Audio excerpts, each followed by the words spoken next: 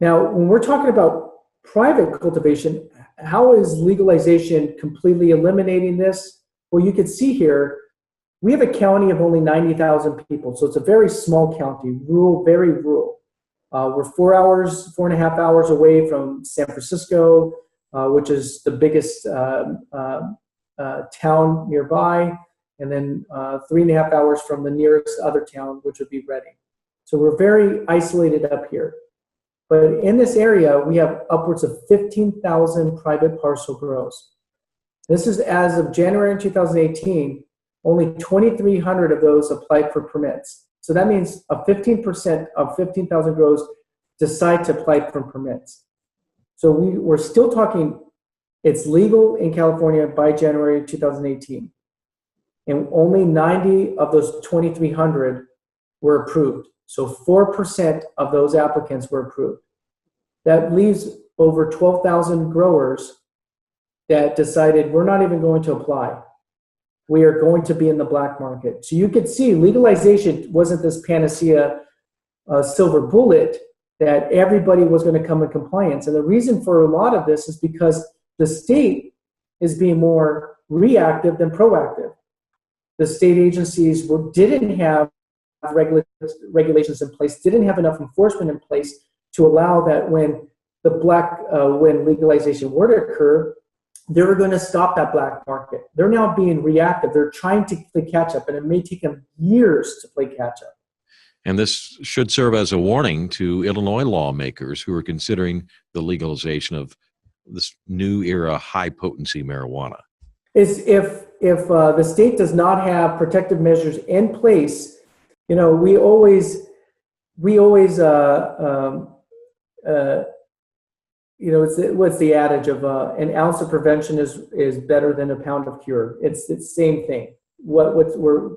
If they don't have the preventive measures in place, then I would tell any state agency or state that you will likely mimic what California is undergoing.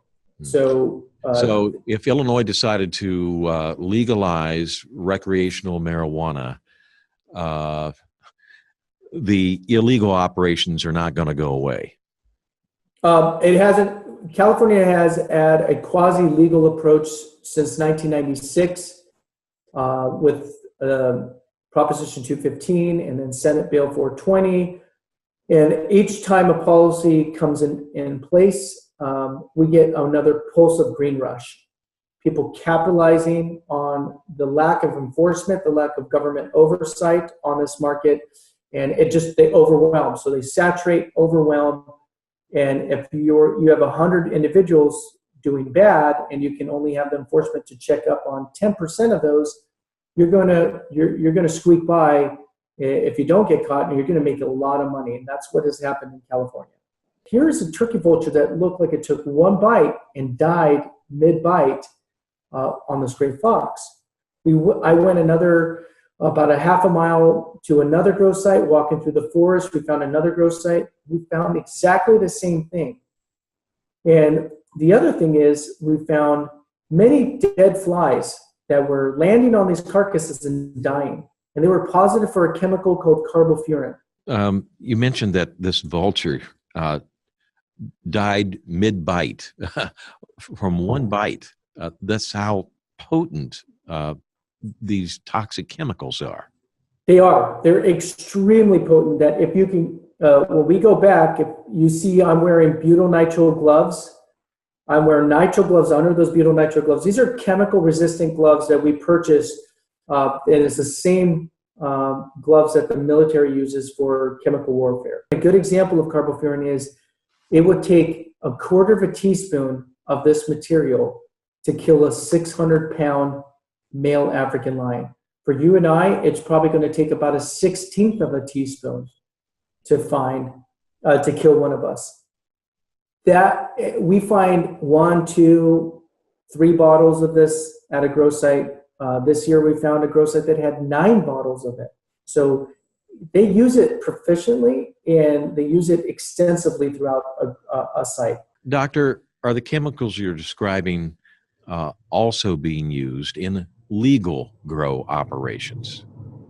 Yes, so this year I've been fielding a lot of inquiries and assisting state agencies because they are finding these chemicals now in the private sector. The other issue too, just to make it clear with the audience, is the state of California does have a screening process for their regulated market.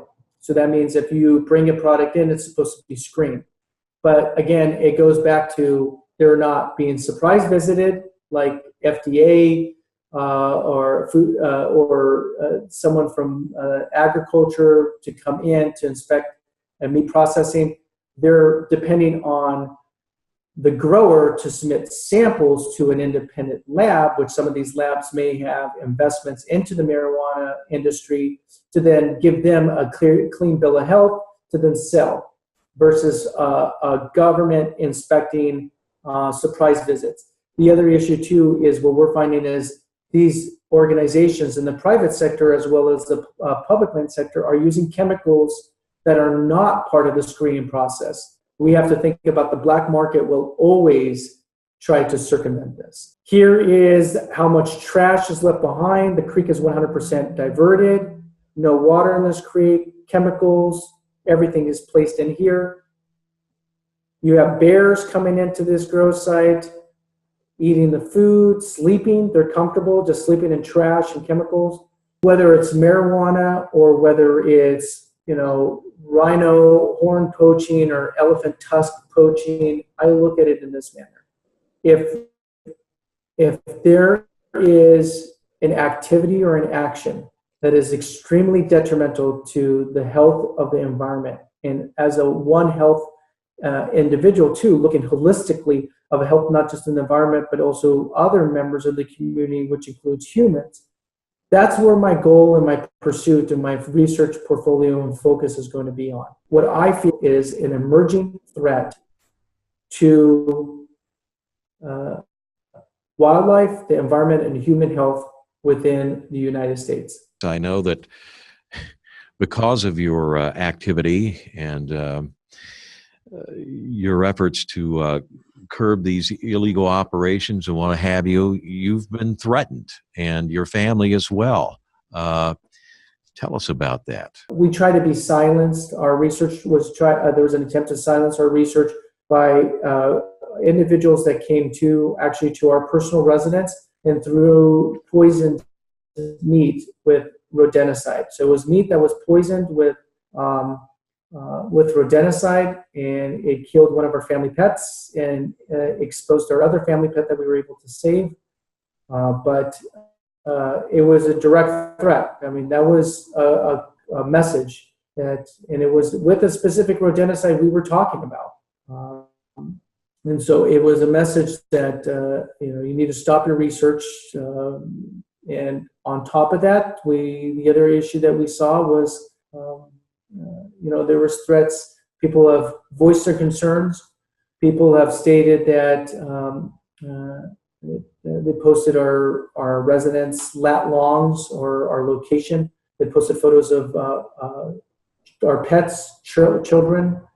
And so this is something that I look at is we must be doing something good, because if there's a lot of pushback from a specific faction that is supporting this, then we must be hitting something that is truthful, and they're trying to silence the truth. And that's all we're saying is we're presenting scientific truth.